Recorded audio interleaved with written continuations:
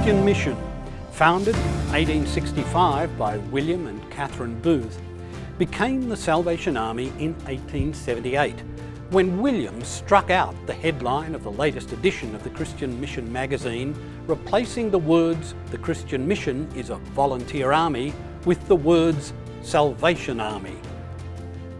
These two original front pages contain two quotations, neither of which comes from within the movement.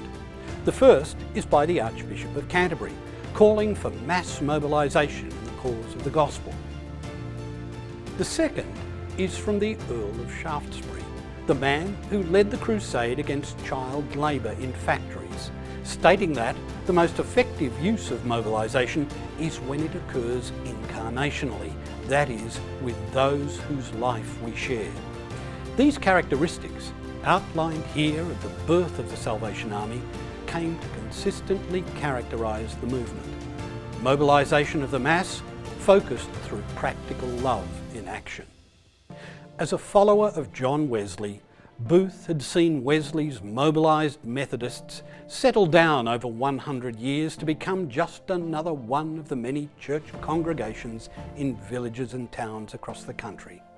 Active lay preachers had gradually been replaced by settled clergy servicing quiet congregations.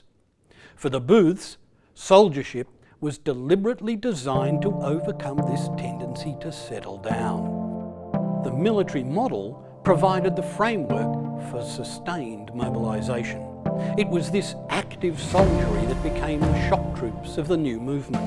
Uniforms were a visible expression of strength and solidarity amidst the perils of the street. The church had left the building. In this sense, the army was anti-congregational.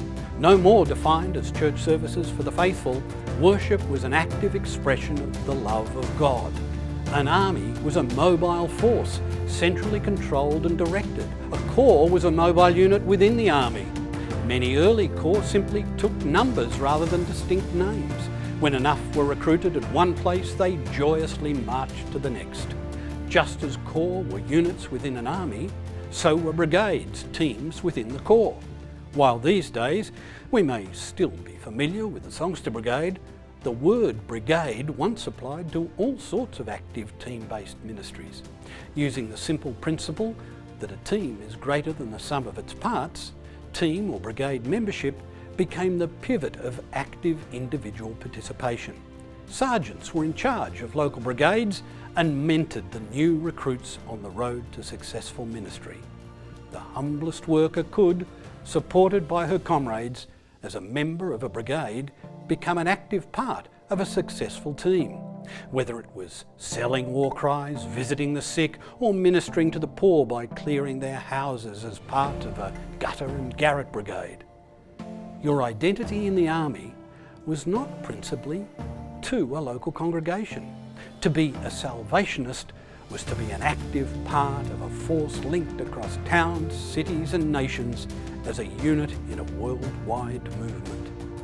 The soldier in an isolated community was not defined by the size of their local corps, but their active participation in the mission of a global army.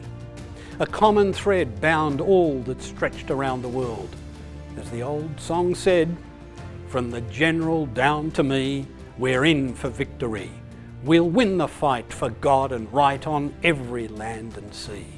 Beneath our colours three, for life we mean to be. We'll push the war, that's what we're for, from the general down to me." For much of the past half-century, we've gradually let go of those team-based ministries and the activities that bound our work in the local corps to the work of fellow soldiers across our cities and around the globe. In losing that activist localism of soldiership and the practical connection of each of us with the worldwide movement, have we begun to lose something of the relevance and value of the Army's continuing mission?